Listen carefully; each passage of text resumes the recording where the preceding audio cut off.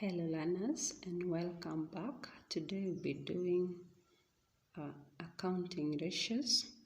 So we have a question here that was done KCSE 2019, and the question reads, the following information relates to Moyale retailers for the month of July 2015. So we are given sales amounting to 50,000 Kenyan shillings. Cost of sales were 40,000 Kenyan shillings. The average stock was 20,000 Kenyan shillings. And the expenses were 5% of the sales. So therefore, we are supposed to calculate number one, markup, number two, margin, then total expenses, net profit, and the rate of stock turnover. So learners, for us to be able to solve this question efficiently, we need to remind ourselves, how do we calculate the markup, or how are we able to arrive at the markup? So we need to remember, number one, that markup is given by a gross profit divided by the cost of sales, or rather some books talk about the cost of goods sold, the cost of sales. So some books refer to cost of sales as the cost of goods sold. So from what we have here, we are not given the gross profit, but we have the cost of sales. So we have to start first by calculating the gross profit. So we go ahead and ask ourselves, how do we get the gross profit? Learners, we arrive at gross profit by subtracting the cost of sales, or rather the cost of goods sold, from the sales. That is cost of sales, sales minus the cost of sales, or the sales minus the cost of goods sold. And learners, looking at our question, we are given the sales figure as 50,000, and the cost of sales is given as 40,000. And therefore, subtracting the two, we get 10,000 as our gross profit. So having that, then we can proceed and get our markup, which is equals to 10,000 divided by the cost of sales, which we are given figure 40,000. So by dividing the two, we get a quarter. This gives us a quarter. So in other words, our margin, you can express it as a fraction, or you convert a quarter to percentage, which gives us 25%. How do we convert? You just multiply 1/4 by 100, and that is our markup, learners. Next, we go to the next part. So that was Roman 1. We've just solved that. So we go to the next part, which is the margin. But 2, we are supposed to calculate the margin. Calculate the margin. And the margin, learners, is given by gross profit divided by sales, or the net sales. And to convert to a fraction, you can multiply your figures by 100. So our gross profit, we had already calculated and arrived at 10,000. Divide by the sales figure that you are given here as 50,000. As 50,000. Yes. So clearly, this is giving us 1/5, 1 out of 5, a fifth Or you can convert that fifth to a percentage, which is going to give us 20%, giving us 20%. So our margin is either a fifth, or you can give it as a percentage, that is 20%. Then we go to the next Roman 3, total expenses. Total expenses.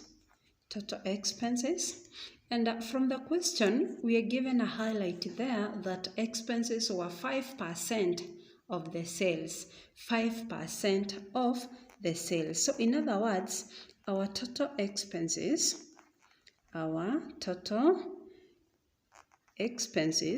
will amount to 5%, is the same as 5 out of 100 times the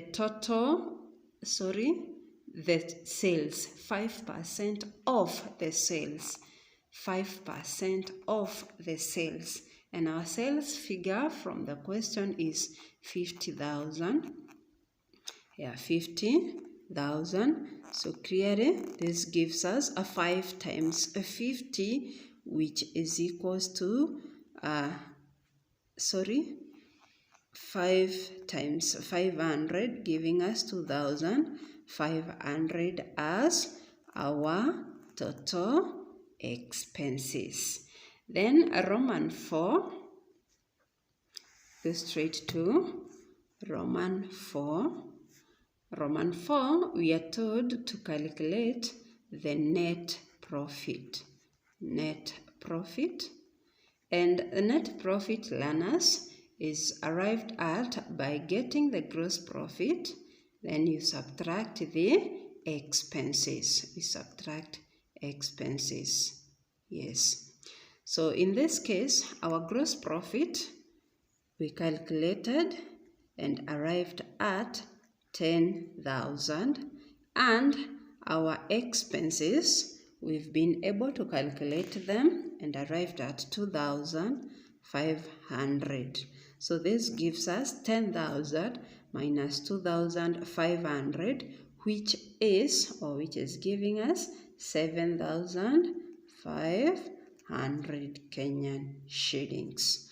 And lastly, learners, on our last part, Roman number 5, is the rate of stock turnover, which is abbreviated as ROSTO, meaning the rate of stock turnover. So if you find a paper asking about ROSTO, it simply means rate of stock turnover. How do we calculate the rate of a stock turnover? This one is given by the cost of sales, or the cost of goods sold. Cost of goods sold divided by the average stock.